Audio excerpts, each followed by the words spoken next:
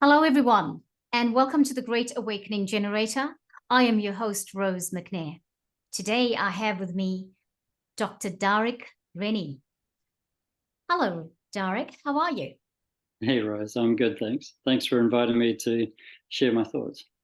Wonderful, and thank you so much for coming on because people are busy and all of that, and so I appreciate the time you're giving to me today. Now, I was a little bit. I'm sorry. Go on. Said you're very welcome. Thank you. Thank you. I was very excited when I found you on the Telegram channel that we both are on, that is the People's Health Alliance, and you mentioned a book. And I thought you'd be perfect to talk to about your book. And the book is Light, Love, Laws, and Lies. That's the book. That's what it's called. It is indeed. Yes. Now, I was very inspired by that, and I thought I'd love to have you chat with me, and we're doing that today. But before we talk about the book, tell us about you. Now, I know you can't tell us everything, but tell us a little bit about you. Oh, well, I started off life in Scotland. Yes. I came here when I was 9 years old, went to med school, left shortly after, to my mother's deepest chagrin. But just went on a spiritual path instead, and met a master in India called Babaji, and he's still a big influence in my life in terms of how I saw him being in the world, and all the learnings I got from that. And then I went on. We did personal development, self-realization work for at least a dozen years. Then worked in the network marketing field with supplements for a long time.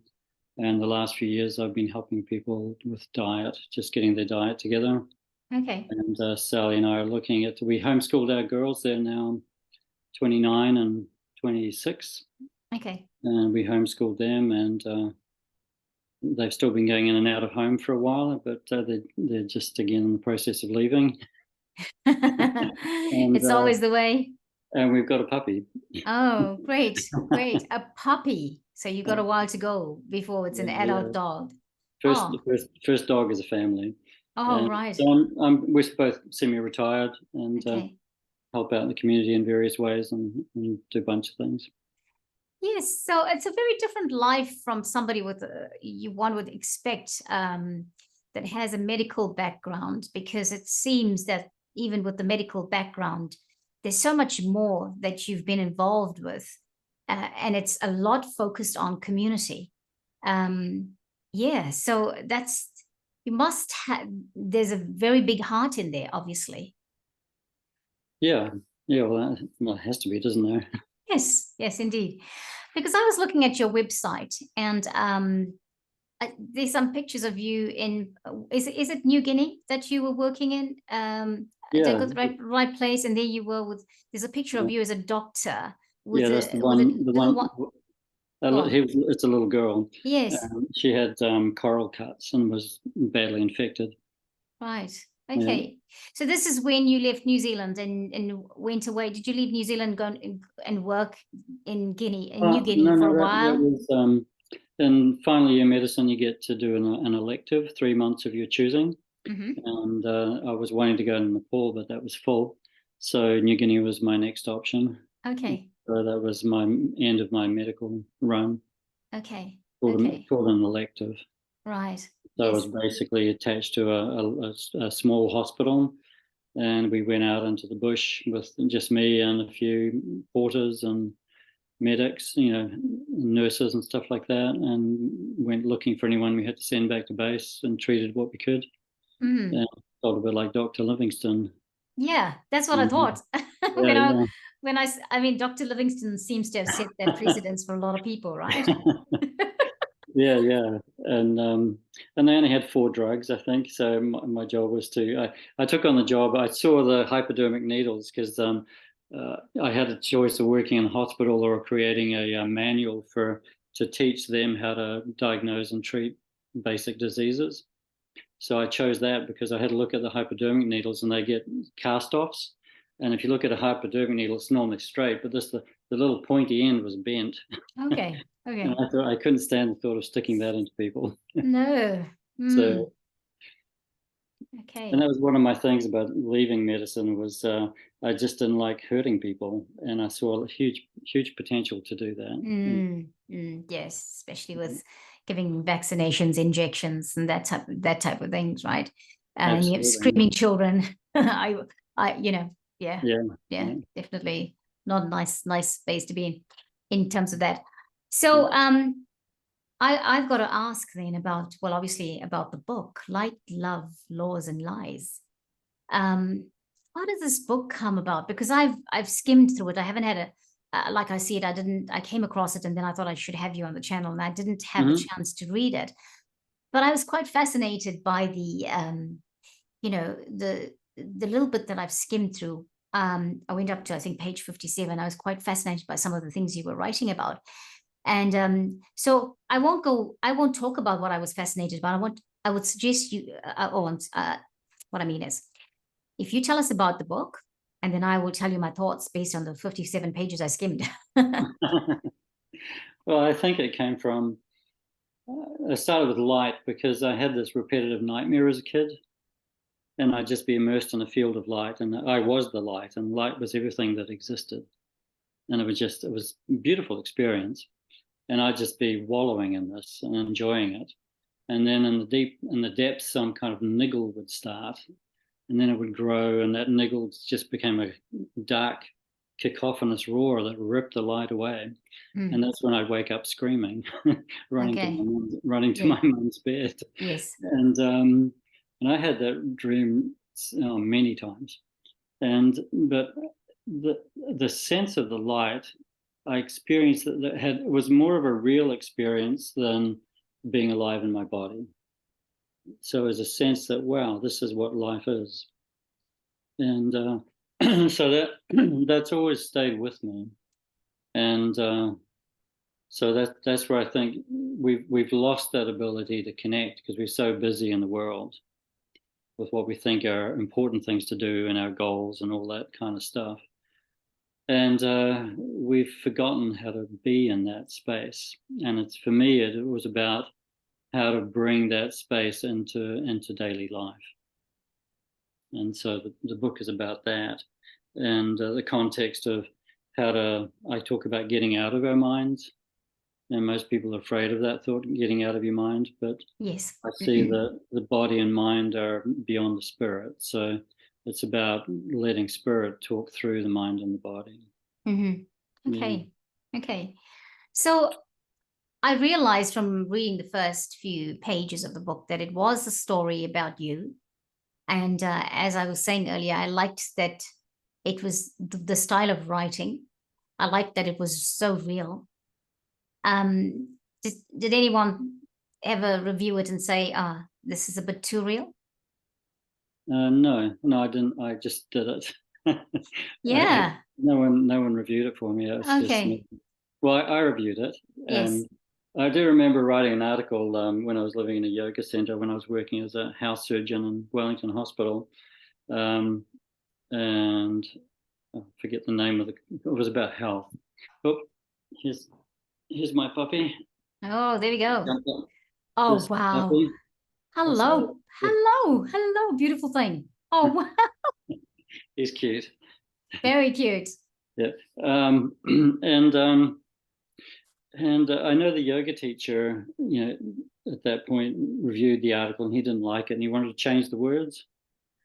And I really didn't like that because changing a few words, what he wanted to change to put it into the yoga journal, completely lost the message for me. So I wasn't willing to go through that again. Yes. Yes. Yeah. I like that it's so free flowing. It tells the story. There is no sugarcoating the life experience. No, And because in real life we cannot sugarcoat anything, even if we want to. It's only you can do it to a point, and then after that, there's just no more you can say that could make it any different than it is. no, So I feel like there's a bit of, well, there's obviously sadness because it's a story of a young boy and his journey of life at that point. Must have been a very and I'm sure that you've taken the journey to yourself and you've worked through any kind of trauma that you would have felt as a child, and having life situation, because in this in your life you talk about dad not being there and being brought up by mom, and then you've come over to New Zealand with her when you were 9 years old. So what a courageous lady, Yeah, to do such a thing, to come over on a ship with her 9-year-old. yeah. She was the first lass to wear a pair of pants in the town. Okay. Wow. Okay, so she broke the rules then She for wouldn't the see us. time. She wouldn't see us as courageous, though. Yeah, yeah. I mean, it's like that, isn't it? When you're doing something, and I think on the inside, you see the struggle you're feeling, and you're going through it. When you're going through something, other people look at it and see, wow, what a courageous thing to do. Yeah, yeah. Yeah. So the few lines that I read, I felt that mom was a little bit strict with you. She was was that right? Did I envisage that right? Um, she wasn't affectionate. Okay. My love languages are touch and words of acknowledgement, and those were not hers. Yes. Okay. Hers were more acts of service. So she did things for us, Yes. and as part of having our kids is like finding out what their love languages are, and they can be hard to express in a way that shows them that yes, you love them and they get it. Yeah. Yeah. Yeah. I feel like that's something that's generational. Because I have a mother who also she didn't do too much of she didn't do any touch, and she did not do I love you when we were growing Yeah, up, yeah, when we were little. yeah, But she did all she would her acts of service was a thing, because if she kept a good house and she cooked our meals, and the house clothes were all okay, and we were clean and all of that, that meant that was the way of showing I love and care for you. yeah. um Now I noticed that you came from Aberdeenshire, and I have family that live there at the Oh, moment. really? Never did Yes, show. yeah, in Aberdeenshire. I say Aberdeenshire, you say Shire, but Shire is right. Oh, And having been in Scotland, I was in Scotland in 2017, 2016. I met my cousin lives in Scotland, and she's married to a Scotsman. And I've met his mother, who is now probably early 80s, and so obviously mid to late 70s then. Um, and I think it's also a Scottish thing to be practical. uh-huh.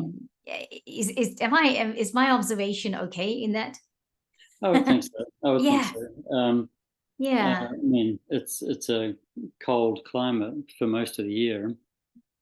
yeah. It's about being just being practical, Yeah, getting on with life. Yes, so you work hard, so that's life. You do that, or yeah, yeah. so it's like that, And but I love my cousin's mother. She's an awesome lady. But when you said what you said, my mother and her came to mind. There's that Scottishness, but there's also that generation thing that's going on, right? So really good to just get on with life, no matter what's handing out. So let's get back to the book, Light, Love, Laws, and Lies. I've skimmed through it, and I realized that you mentioned A Course in Miracles in there. Hmm. You mentioned the Bible, two books I've read a few times, and Eckhart Tolle is one of the intuitive teachers. You're talking about Anita Murjani, etc. Yeah. So I think a lot of what I'm picking up from the book is that a lot of the teachings you've cut and your journey is about, a lot of the learnings that you have experienced and your journey has been influenced by these things. Hence writing the book and talking about those different aspects like spirit, light, Hmm. etc. So how does that influence you? How, obviously it's a big influence, but maybe you can say something about that. Well, I think it's part of it. I don't know if everybody feels it, but I certainly felt a strong draw to answer those fundamental questions of who am I and what are we and what's life about, and is there a Yes. God, and if there is a God, how it. So I couldn't. I remember having a stand-up argument with my Sunday school teacher when I was like about 8 about how unfair God seemed to be with all these disasters that he was getting honoured for. That it's God's will, all that kind of stuff. Mm-hmm. And I said, it doesn't sound like the kind of God I want to know. And Yep. and so me and her had just reached an impasse, and I thought, well, if that's what God is, if she's right, then I'll just won't do it. I won't have anything to do with him. Yep. I just Yep. shut him out, and I didn't at that point think that I could have been right rather than her. and I Yeah. and so and then obviously you can't shut God out forever. So or the idea of whatever the supreme being, or God, I call it God, Goddess, all it is. I think a guy called Lazarus used that terminology. The Red Indians have the Great Spirit that I really like. And of course, in India, there's gods all over the place in all sorts right. of shapes and forms. Yep. And but yeah, just so when you've got an interest like that, I was just reading everything I could. Yes. Yes. Yeah. And so Hmm. one thing leads to the next, and there's always some new words of wisdom you can glean from somebody. Mm, mm, mm. Yeah, it's interesting. I left the church in 2008. I became Christian when I was 16, and then in Hmm. 2008 I left the church. But the journey out of the church, I felt called out of the church. My intuition had given me that I needed to leave. I kept thinking I needed to go to another church, and that didn't happen. But it was books like, when I started that journey, it was books like the Bible, because I went back and I was doing Bible college when I Yeah. left the church. It kind of made my decision more real to me, and more confirmed it was the right thing to do. And Course in Miracles followed not long after that, and I felt I was almost set up to have all of this so that I can take that journey further on from being in church. And I'm very Mhm. glad I was in church. I value that time, because a lot of what happened in that time helped me carry on with the rest of my journey Mhm. to myself.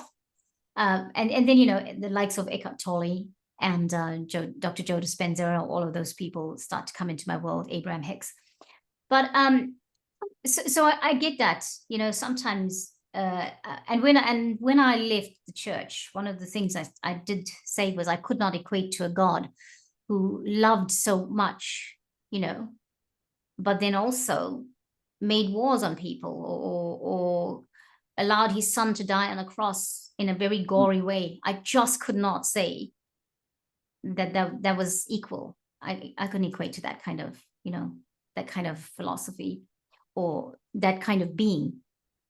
Yeah. So I understand that. So in a nutshell, tell us exactly what the book is about, please. Mm. I don't know if I can do that in a nutshell, but I'll try. Well, you can take longer than a nutshell. Yeah, yeah.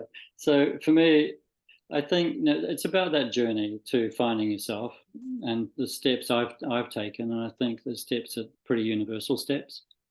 And I think a big part for me was really learning how to deal with my emotion. And I think that's one of the biggest problems we have as people, is we've been taught to see emotion as positive or negative. And so if you think of something as negative emotion, then you're going to want to shut it out. And so for some people that's anger, for some people that's sadness, grief. So and if you can't feel anything and express it and learn what that's wanting to have you communicate to the world, then you're basically stuck in a little box. That's right. Yeah. So when you get that ability to emote freely and to just allow feelings to be inside you without feeling you need to do anything about them, like shut them down or Yeah. judge them, or it's all about learning to accept how we feel, and what's that teaching us about what we need and want Mm, current mm, moment. yeah. And I think that's the biggest problem people have. And I saw that. I went to one of my first books. Apart from the journeys to the Carlos Castaneda books and the Supernature books and all that. Thor Heyerdahl, that was all there a long time ago. Um, it was a book called Autobiography of a Yogi. So I first read that, and I was 16 or 17. And Okay. there it talked about this character Babaji, the immortal yogi Christ of India. It's called in Autobiography of a Yogi. And I read that book after each separation. Had three major relationships between 16 and 22.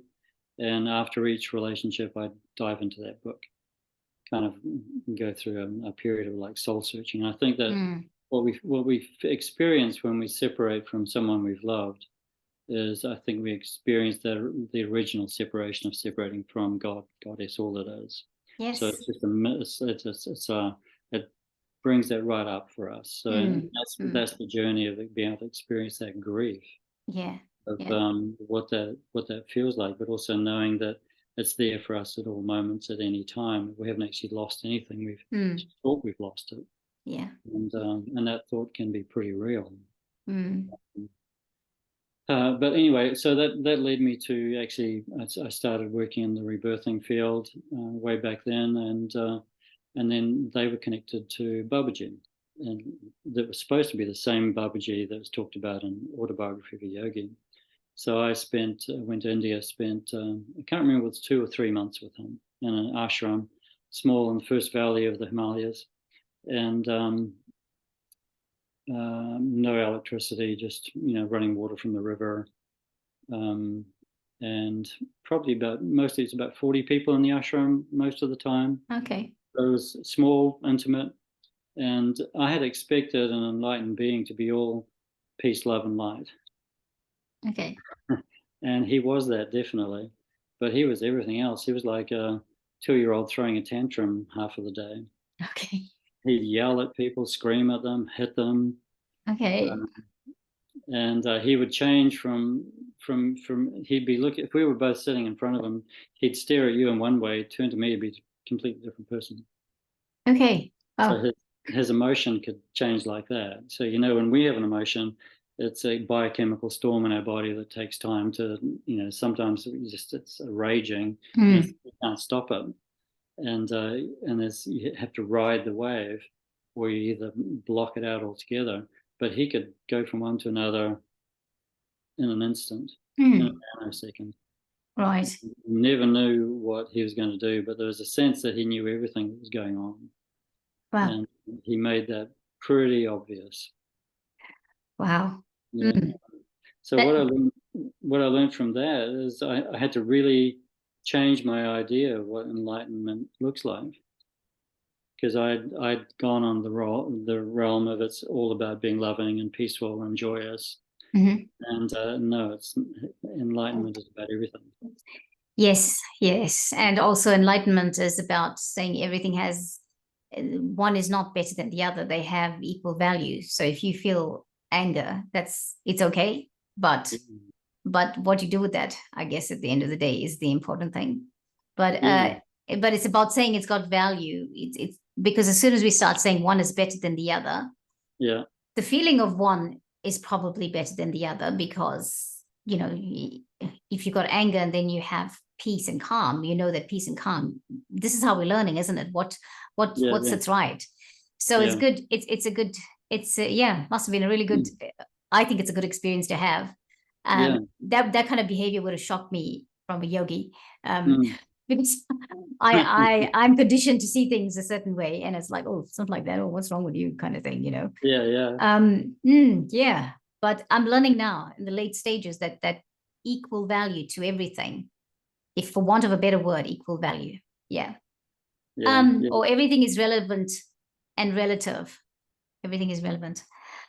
yeah. So, my next thing I was going to ask was who's the book about, but I think we kind of worked out the book is about you, your journey growing Yeah, up. absolutely. Yes. Yeah.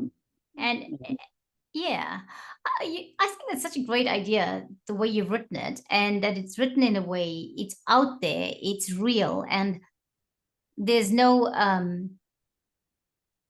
there's transparency in it. It is just what it is. It's a book, and it's about you, and you just write it the way you do.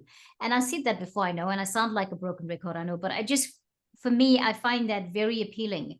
It's probably I wish I have written a few short stories like that, but not a whole book, but so you inspire me that's a good way to write.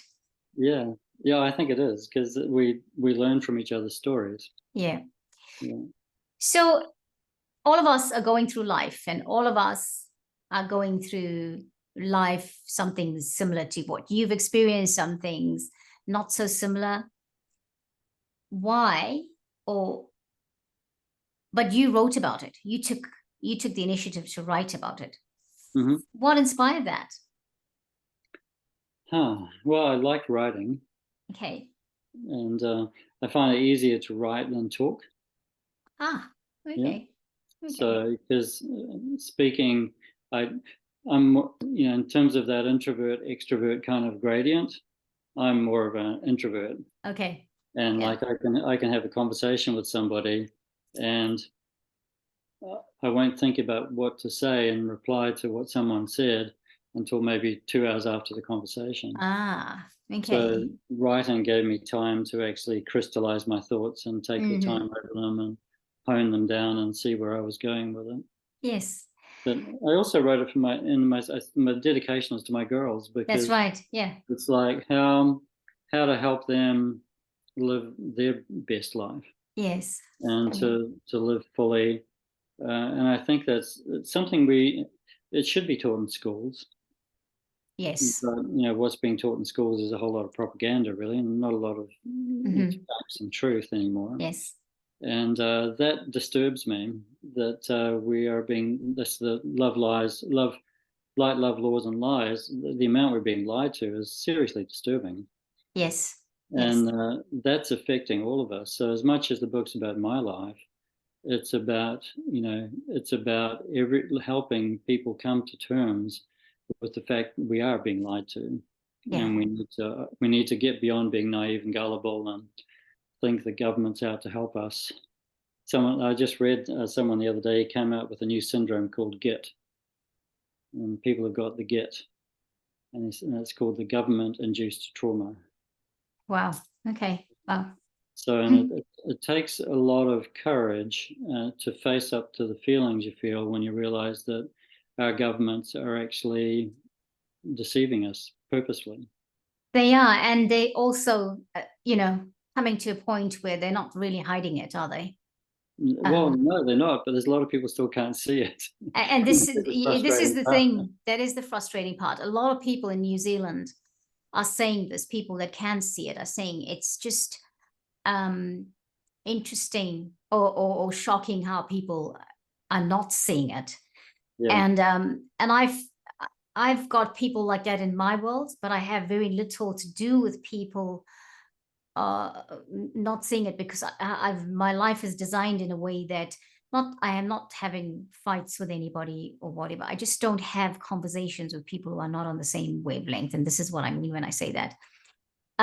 Because I feel that I've got past the stage where I need to convince somebody that something is wrong or something is not true. Hmm. Um, we have been through so much, and I know that, and this is it. If we have not opened our eyes yet, if we cannot see yet, then there's just basically, for me, my attitude is I'm going to leave you to find out still because I cannot tell you anymore. I mean, I did have many conversations with people to try and convince them that what was coming out was wrong or it Hmm. was not the truth. But I've just got to a stage where I stay out of these things and I let it be because I am trusting the universe. I'm trusting God that these people will awaken very soon, that something will trigger the awakening in them to the reality of what actually is happening. So, I this is where I decided to be quiet and to let God do the rest. Hmm. Yeah. Yeah. And I don't know what's the right path on that one because you could say that I'm sure the people in China have been thinking that for quite a while. Yes, The yes, Communist Party's been alive for 100 years now. yep, yep, So, so I don't know. It's like for me, it's the point coming to the point of acceptance that if the shit really does hit the fan and the world, and it is, at the moment. I mean, London's going into all these Julia's 15-minute neighborhoods, and that's right, yeah. And people are starting to rip out and a lot of people haven't heard about that, but people are ripping out the pylons or whatever it is, the little blockade things, and spraying stuff on the cameras, and so people are aware of it, but and I don't know the answer. So that's one reason I wrote the book, is that so if people can pick the book up and read it, then that might open their minds a bit more. Yes. So I'll just comment a little bit more about that. Mm-hmm. For a long time,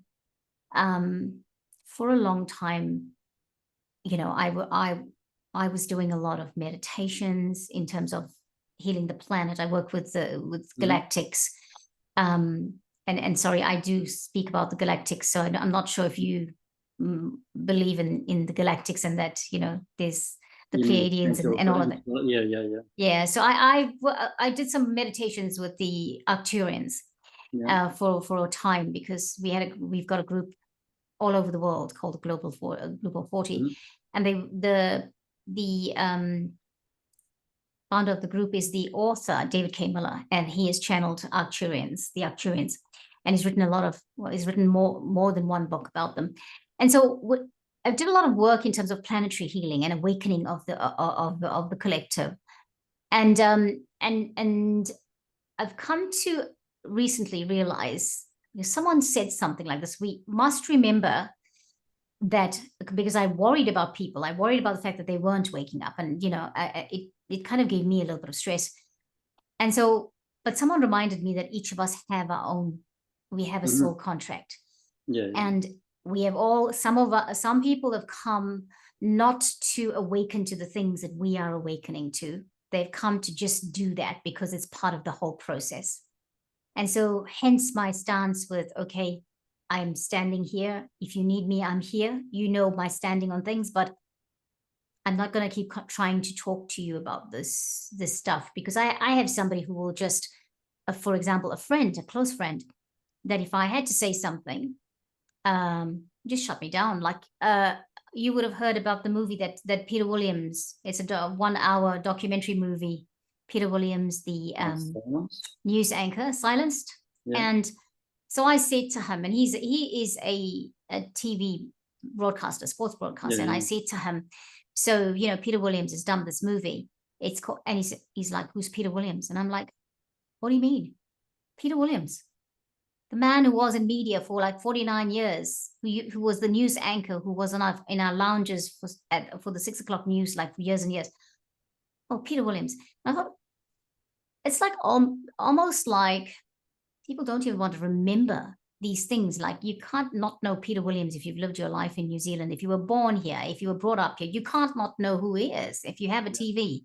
And this is a TV man telling me that. It's almost like there's this weirdness of, I actually don't want to, I'm not registering anything you're saying, because I don't want to know the stuff you're telling me, because you're telling me that something is happening and I don't know about it, and I know everything. And if I don't think it's happening, then it can't be happening. It's almost like a reality thing, And again, our reality, we create it.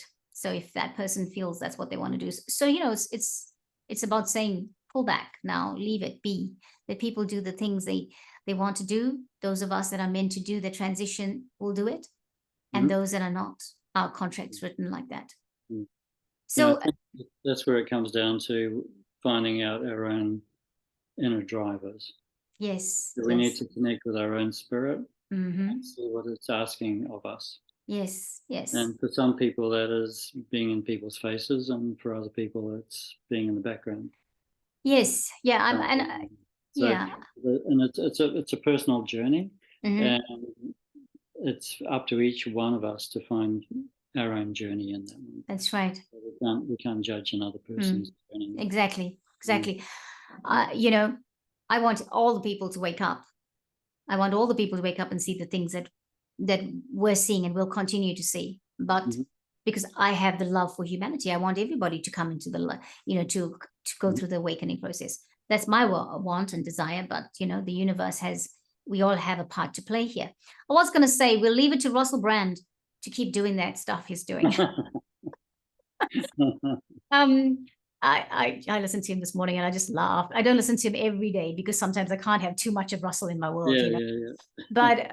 But you know, and I'm also realizing like because some things that he's talking about at the moment, I don't need to hear it again because I know it, I've awakened to it and I'm moving Yeah. forward. But people like Russell Brand will have to keep doing what they're doing because that's what they came to do. And when it's time for them to stop, then they'll stop and they'll move on to whatever it is they need to do next, you know. So I'm learning that. Yeah, So in New this, Zealand, we've got reality check radio now. So we do have reality check radio in New Zealand. We have the platform NZ. I don't say yeah. that, but I agree with everything that Sean Plunkett is talking about. But good on No, him. he's completely fixated on some things. Yeah, I know. Like, you know, that poem.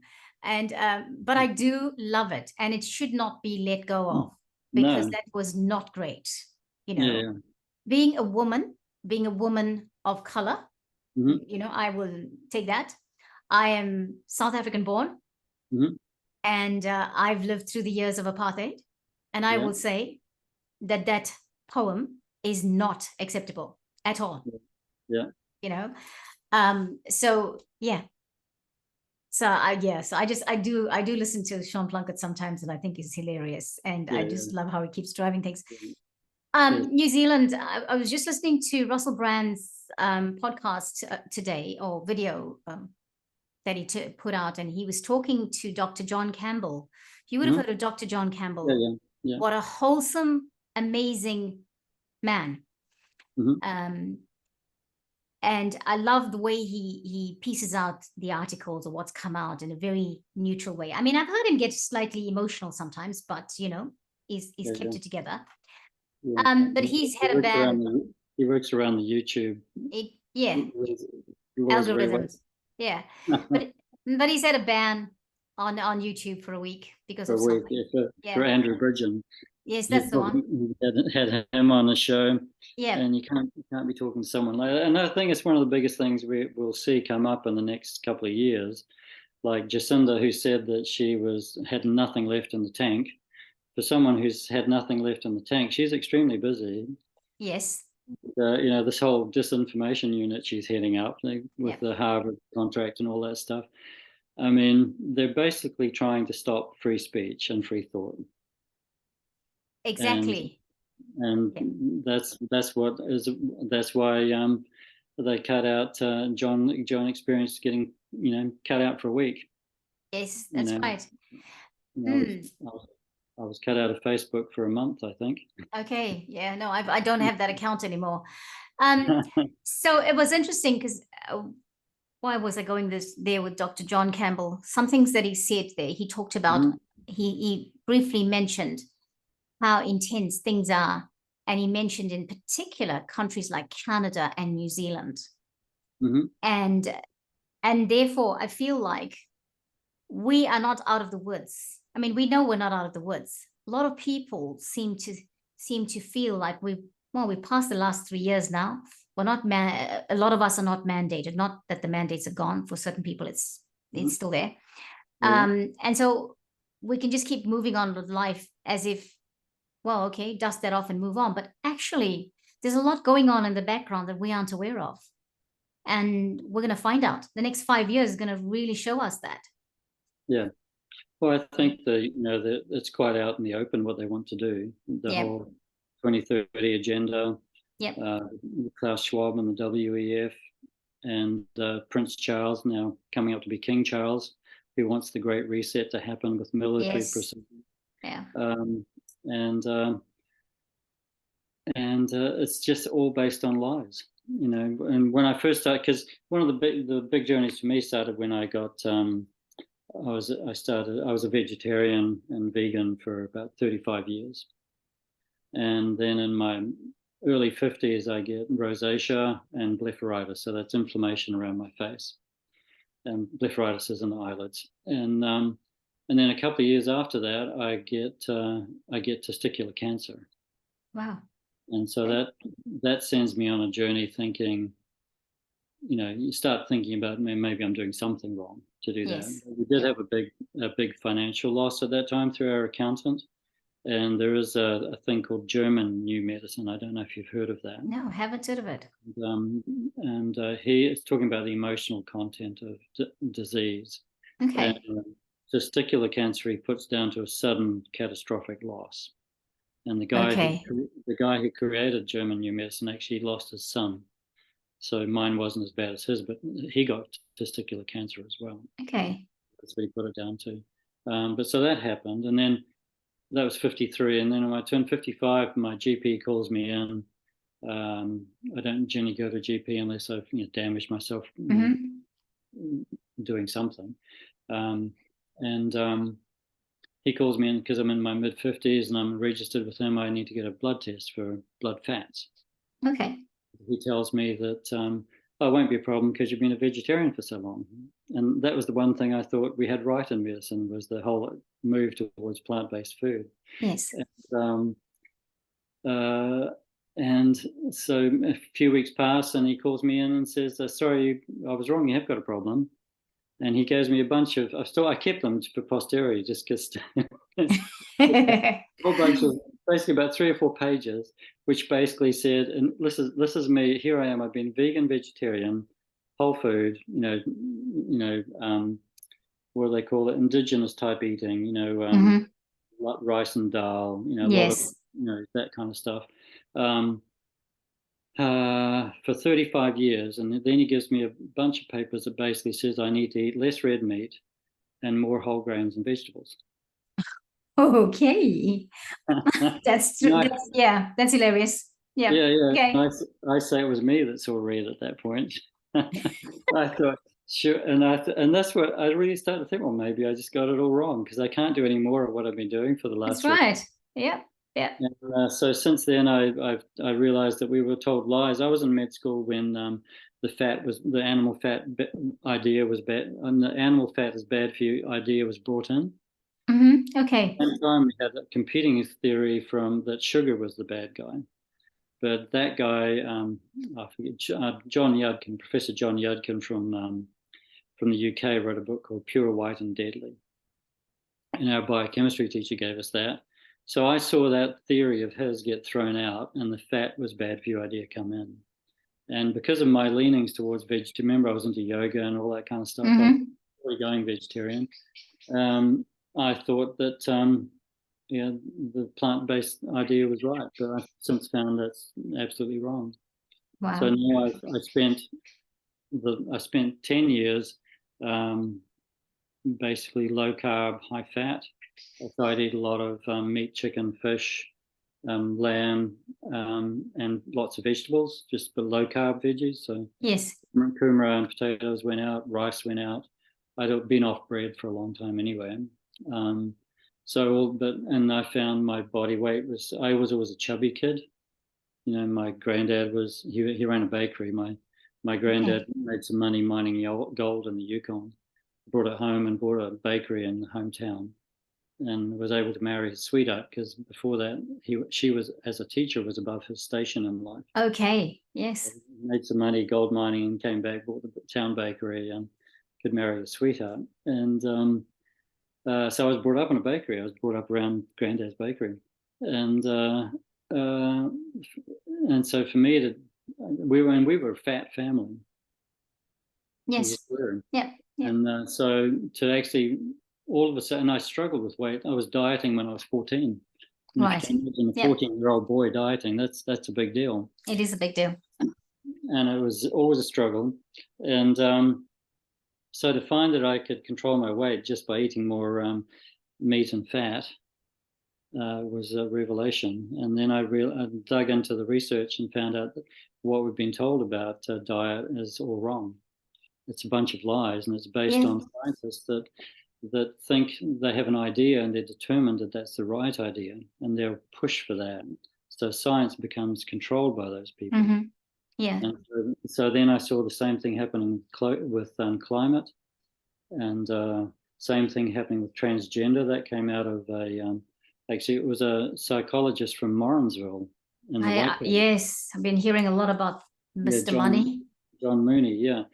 Oh, it was Money, yeah, John Money. And he he's the one who created all that. And the twins he did the first thing on, both one died and the other one died of drug, committed suicide. So That's right. Yeah. majorly Yeah. failed experiment. But there you have someone who gets the ear of the you could call it, there's the medical industrial complex and the the warfare complex, or whatever they call that. But there's a lot of money there, and so they back ideas that produce more income from them. It's like I just read that quote from RFK Jr. He's going for president. He's running in that Yes. run, which is pretty Yes. exciting. Yeah. He said that the vaccine companies make $50 billion a year from vaccines, but they make 500 billion a year from treating vaccine injury. So Wow. there's a lot of stuff that we've been lied to about and continue to be lied to about. That's and, right. And that annoys me that people lie to people. Yeah. Yeah. I Exactly. won't stand for that. So that's one reason to write the book is to to make a stand on that, because if we don't speak out, then I'm writing this article called "A Tale of Two Futures," and if we don't speak out and continue to speak out, their future will come about. And Yeah. but if we do speak out and do whatever, some people want to just sit and meditate on world peace, and all power to them. And other people, they need to be out there on the public face. That's right. It takes a village to raise a child. It takes a number of different approaches to get through this. Yes. And Wow. we trust that we will. We don't know. It's that part of me that's I used to be always an optimist, but this part of me has been sometimes becoming a pessimist recently. Well, hardly surprising, is it? Hardly surprising. But that's also part of the journey, isn't it? To actually to learn to accept the feeling, but still enter the space where you know that none of this matters. That's right. Exactly. On one hand, everything matters, and everything needs to be spoken to. But on the other hand, beyond the thing that's beyond body and mind is what really matters. Yeah. That connection. So if we let them suck the joy out of life, we've lost right there. Exactly.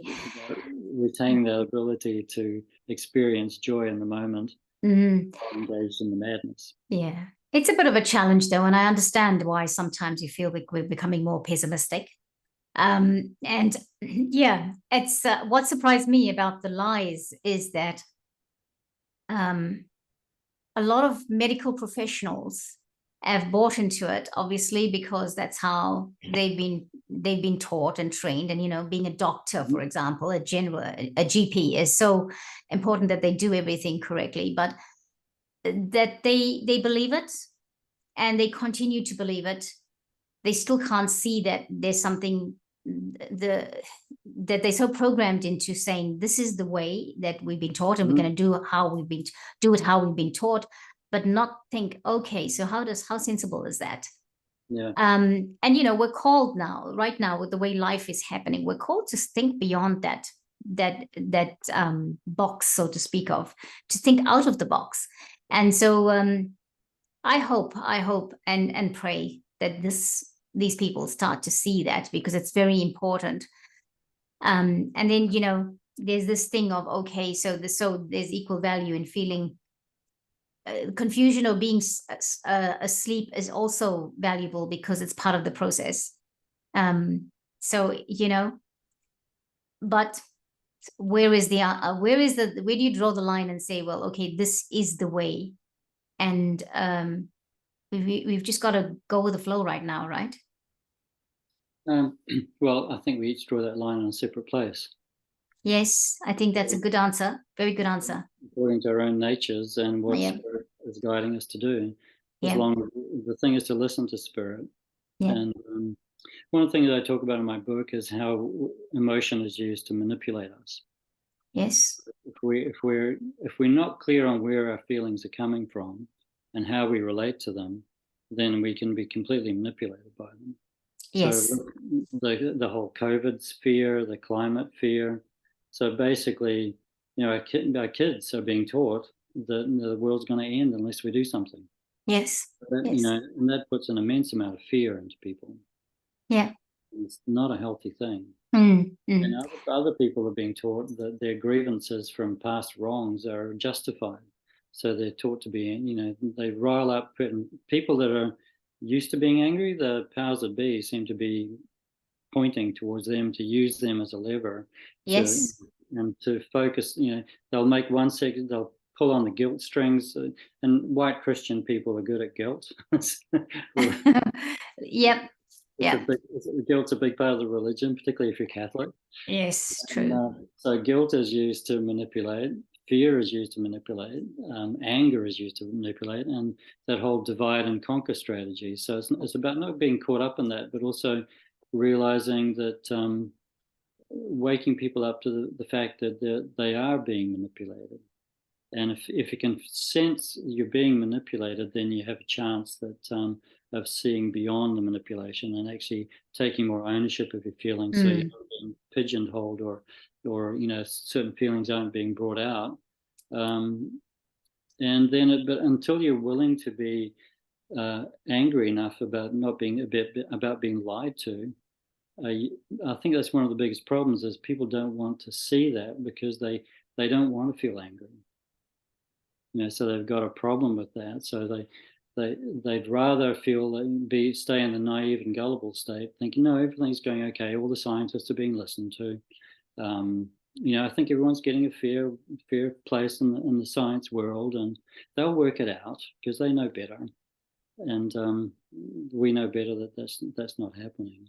No, not this time. Yeah. Maybe 50 years ago, we could have said, "Oh yeah, yeah, okay, we'll see how we go." Yes, some of them, but a lot of it was happening way back then. Oh yeah, I believe that. But I Yeah. think this thing of maybe something will turn around, and that we, because, and I say that from the perspective of having been asleep that long ago myself, because it's like, okay, so we had a bad patch and we'll move forward. Yeah. Now I'm in the space where, because of what I know now, there's nothing I can take for granted. Like we were talking about, my daughter and I were talking about the elephants in the when the tsunami had hit Banda Aceh, and was it, and one of the other, was it Bali in 2004, in 2004. And the elephants had actually ran to, they refused to be obedient to their instructors. They ran up the hill, and they were trying to get the people to go up the hill. And when that tsunami had hit, the elephants were actually helping people, running down and rescuing people, and also bringing out dead bodies from the water. And we were talking about this, and we looked at the death toll for that time on Wikipedia, which says it's 227,400 and something. And I think when I look at that, I think, oh my gosh, that was a lot of people. But was it really the planet? Was it really the Earth? Now I think about it. When I think about everything that's going on, and there's something called geotechnology, because we know that the weather is not very natural a lot of the times at the moment. And I'm forever changed now. I'm never going to be able to think what I thought 20 years ago. Oh, okay, that was like, yeah, that really was a natural disaster, or whatever it was. I can't, there's no way I'm going to think that anymore. I think if people want to stay in that space, it's a false sense of security. And it's about them taking the individual journey. And there's a lot of people that are still there. Now, I understand that there has been a lot of light coming through. And I mean, you would have been feeling the shifts and things like that with all the lights and happening, the solar flashes that have been going on. But I also understand that since the equinox in March, there's a lot of awakening of souls. There's an escalation of awakening of souls on the planet. And so that gives me hope that people will wake up, they will give up, they will forfeit false security for the truth and for standing up. Because I think when you stand up, and you know this, when you stand up and you realize, I have to be true to my intuition, to myself, I've got to follow my truth, I've got to go with that. that automatically you feel the protection around you, that there's nothing to fear, that you will not exchange that for a false sense of security. You won't do that. Yeah. So and all of us that are already here where we are, because everyone's at a different point in the journey, we will be here. Those of us that came here to be here for for those that are waking and getting the shock of their lives or whatever, we will be here to hold the hand. As you know, your book's here to do that. You are here, you supporting community in various ways, and you'll be here to do that, because that's us fulfilling our purpose, is it not? It is. It is. Yeah. Yeah. And I think, as traumatic as it is, a huge amount of people have woken up. Yes. Lives have been running for decades. Yes. But now it's like it's really ramping up. Yes. Yes. And that's waking a lot of people up. Yeah. Yeah. I mean, I guess when the dark powers, I call them dark powers, when they interfere with personal sovereignty, when they start to get in there and they really try to break the connection between mother and child or father and child, because of all the actions being taken, with all the COVID debate, for example, do I take that jab, or what happens? Or we in 2021 we had people. I was in a few meetings where we were doing meditation and light work and stuff like that, and there were some people really very, very distraught because their mother would not see them for Christmas because they hadn't taken a vaccination. And you thought, well, oh my gosh, and New Zealand has got to go through a lot of healing because there was a lot of pain and suffering, emotional pain and suffering. And even right now, we've got things like vaccination injuries going on in New Zealand, but the information is suppressed. People are not being heard. Yeah, it's massive. It's massive. And because it doesn't get talked about in the mainstream, a lot of people think that's not our country. That's not happening. I mean, it's like I say, if people have not woken up by now, if somebody doesn't have that feeling of something's not quite right here, then there is no hope for those people who are not having thoughts like that. There's not a lot of hope. But even in the political system, there's no one party better than the other, because each one that's going to come there, whoever wins that election is going to do exactly the same thing the other one did. I mean, the opposition party leader was heard to be saying this. They'd they'd have the same response, but even better than the government had for COVID. And when you think about when he says even better, what are you talking about? Are you saying you would have been more? You would have done a worse. You would have done worse things than the government did, because that would be your even better. Two wings of the same bird. Exactly. So in terms of the book, it's free, I see. Yeah. That's free. Well, I tried I have got Evolving Food Pyramids, which is the body section of the book. It's a separate book, but there's a link in the main book to it. We can go to it separately on the website, and I've got video modules on that. So I did put that on Amazon, but unless you learn how to do marketing, then it's just not getting out there. Yes. So I thought, well, I might as well make it all free and give it away. Yes. I'm happy with that. That's like, people can always support me if they want to. That's right. I saw that too. Yeah. But if information is just to be made money out of, that's I can't say I've ever been good with money. Likewise. I don't relate to it in many ways. And but I think that's the thing for me, is that unless if it's not valuable, people package it up and charge lots of money for it. Whereas some valuable things are worth giving away. Yeah. Because they're things that people need. Yeah, I understand. And thank you for your generosity, because that is an awesome gift to give. And from what I've skimmed through it, it's a really good way for helping people evolve through the journey, through this time, even more so now than ever before. When I didn't read this part, when was the book released? I I think it was 21 or 22. I can't remember now. Yes. Okay, But so it's fairly new. because I did have a plan to launch it on 2020. You know, the year of Yes. clear vision. Yes. It's- Yes, of course. That's why everyone tried to dim it out, the clear vision. Yeah. And so I was hoping to launch it then. That was the plan, and then COVID hit. Great. And I thought, oh no, I got to focus on this. And I knew from like before, I knew before, just as we were all shutting down, I thought this is the wrong thing to be doing, and I just did not trust it at all. Mm. And all the information that's been out there all along, before the vaccines, the injections This is came, true. Yeah. to say that we didn't need those. And we shouldn't be doing them. I never took any, and none of my family have. And it was nice that the girls came to that in their own mind frame. Good. Very good. Yeah. And it was a relief. I'm really proud of them for doing that. Yeah. Standing up for what they believe in. Yeah, and so I think once for me, it's like once you've been lied to in one area, it's easy to spot lies, other That's lies. right. Yeah.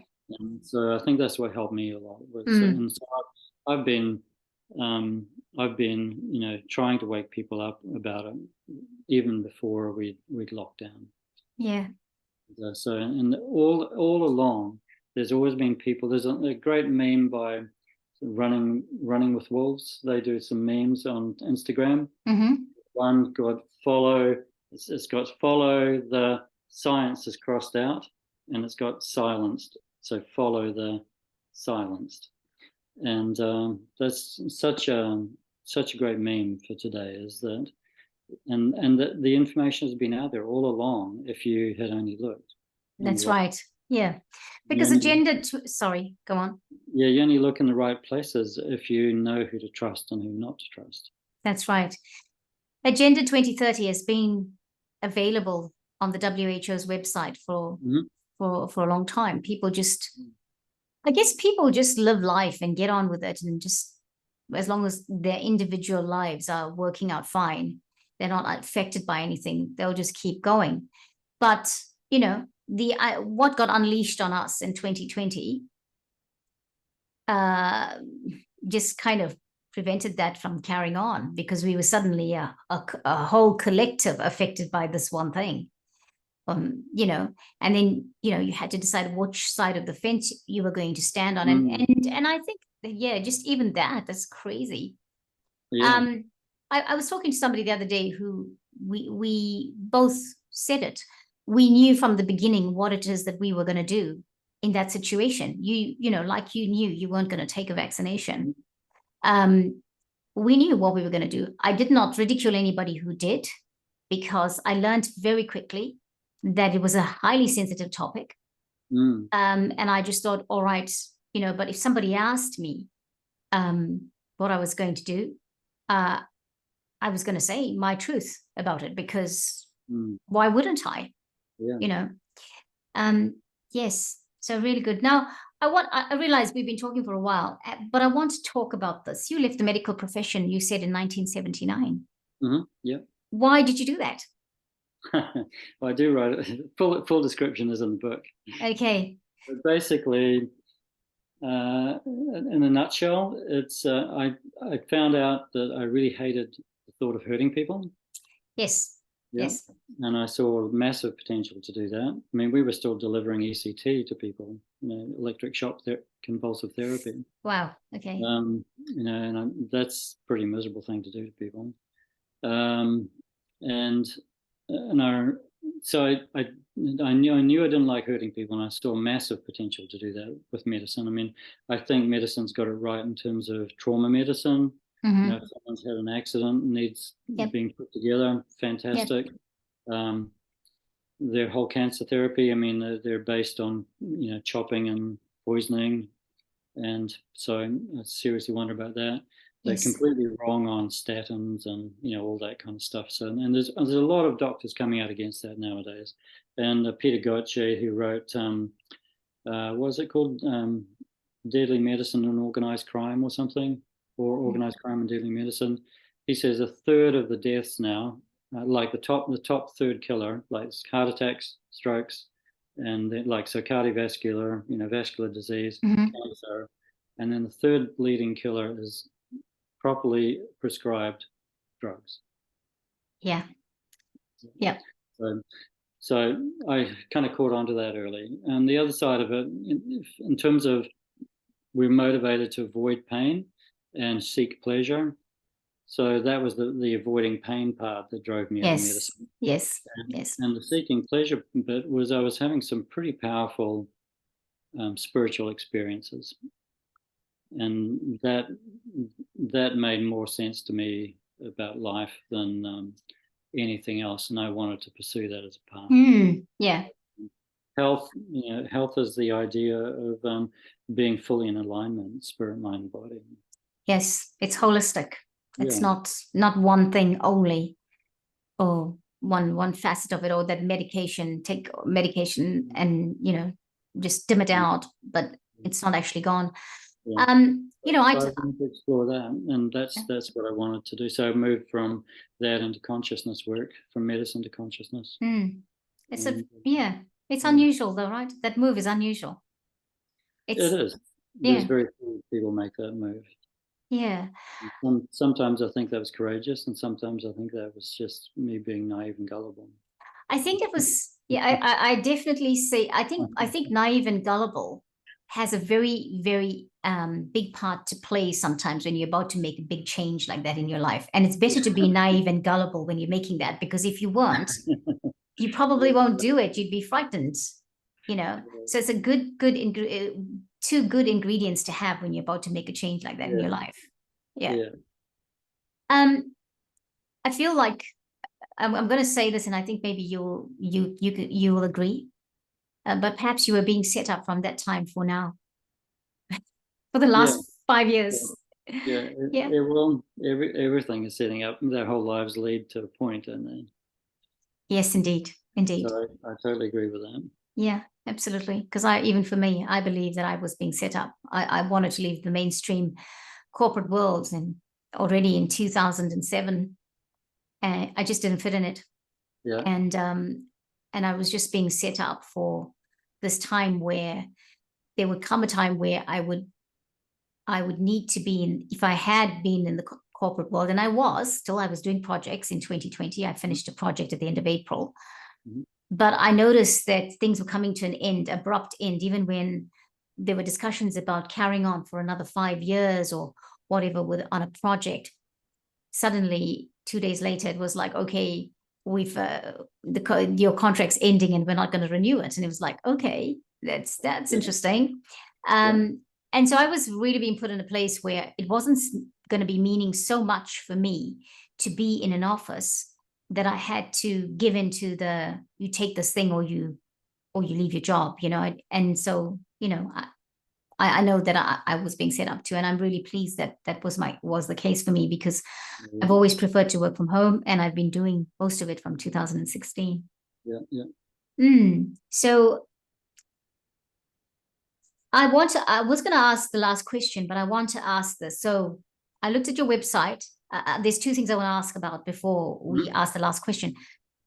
I've looked at your website, and I noticed that you share a lot of articles or clips by Dr. Rainer Fulmick.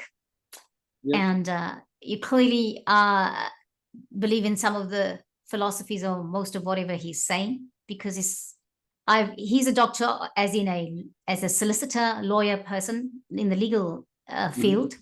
So he's been talking a lot about vaccination injuries and basically calling out a lot of things that were not, that the mainstream have not been doing. But we have a lot of heroes of our time. I call them heroes of our time. He's one of them.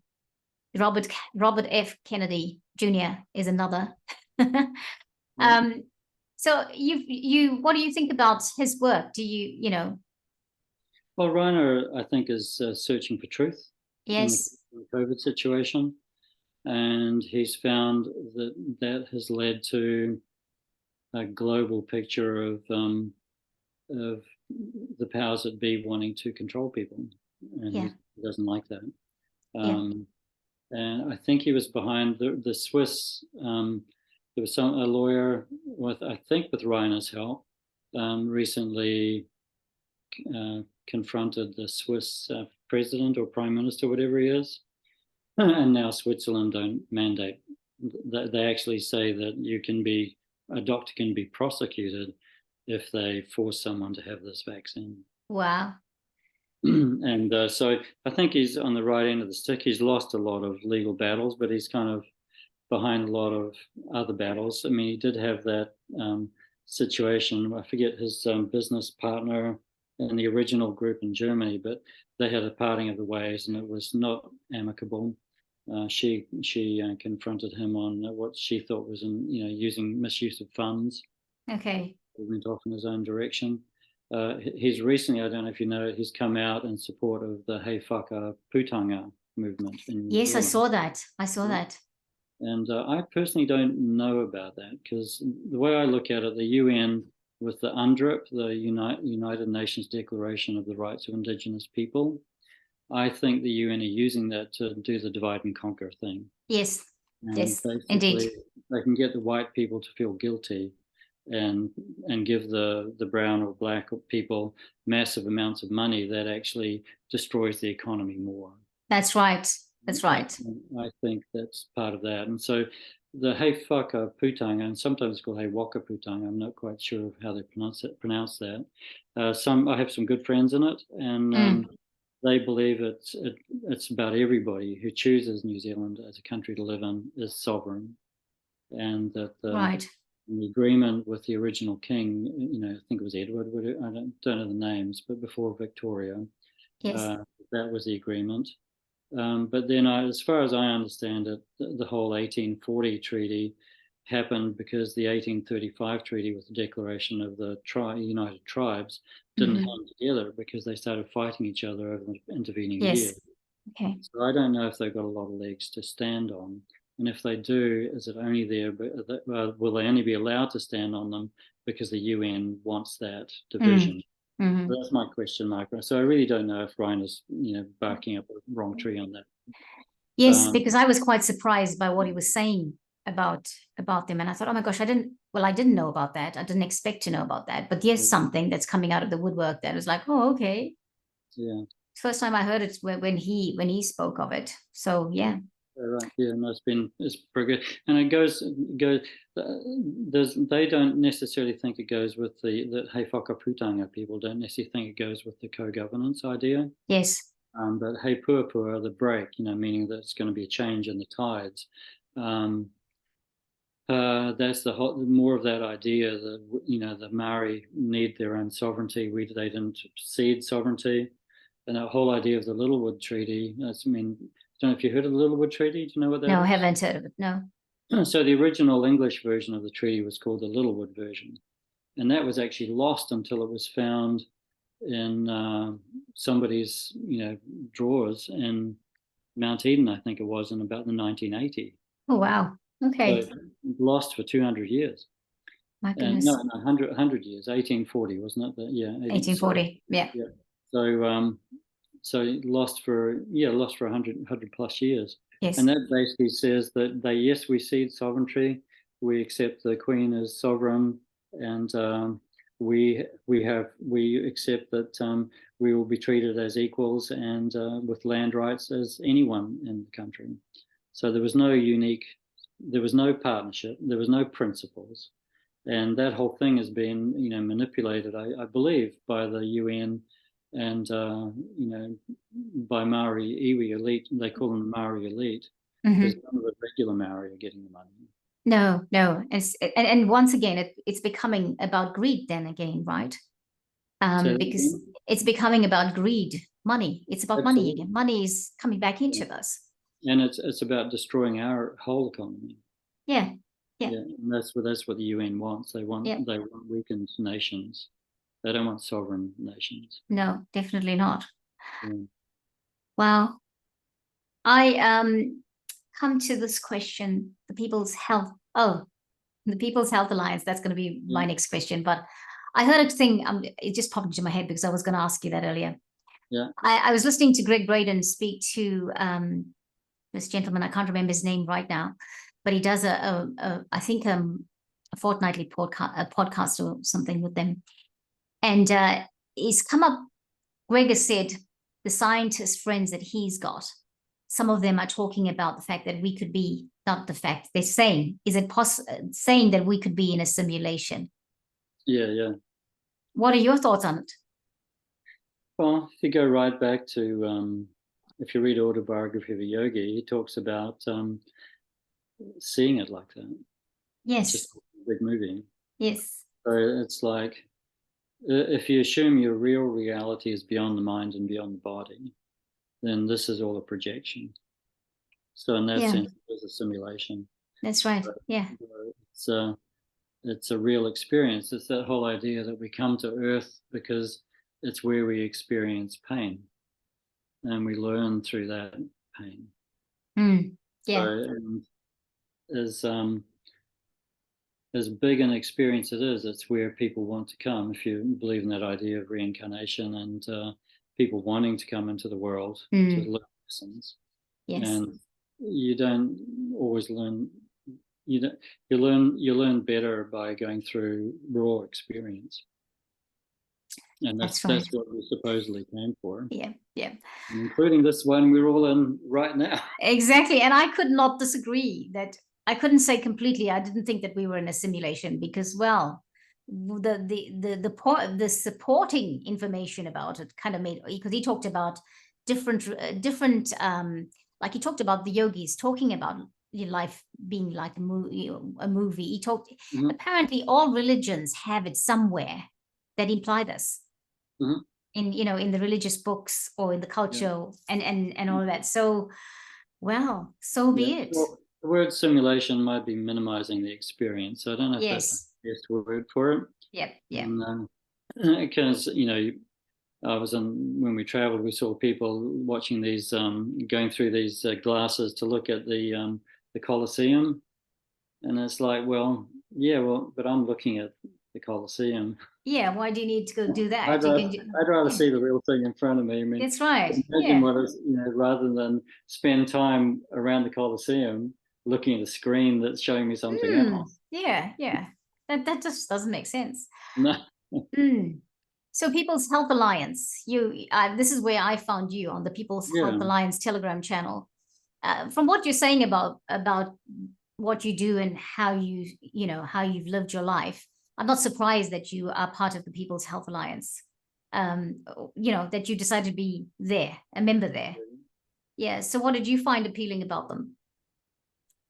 Well, I think the idea of supporting each other, finding out what's real, what works, and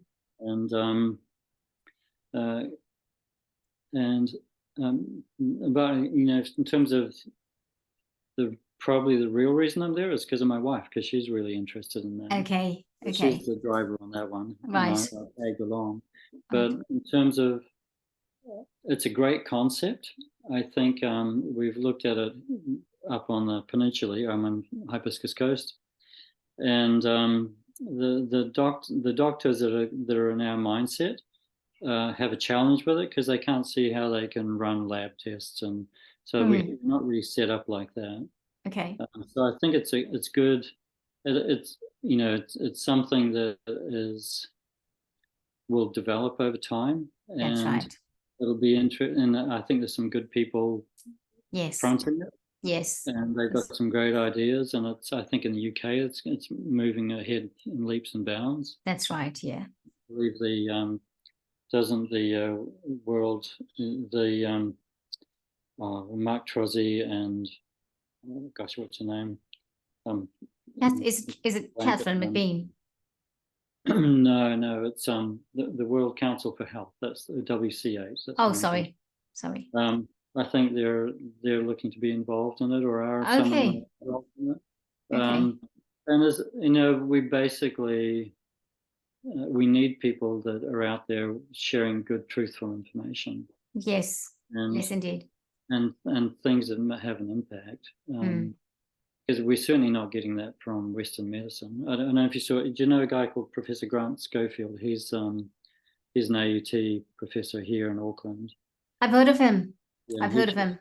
He just recently, I know him personally, and he recently wrote a letter called "Falling Out of Love with the University Letter."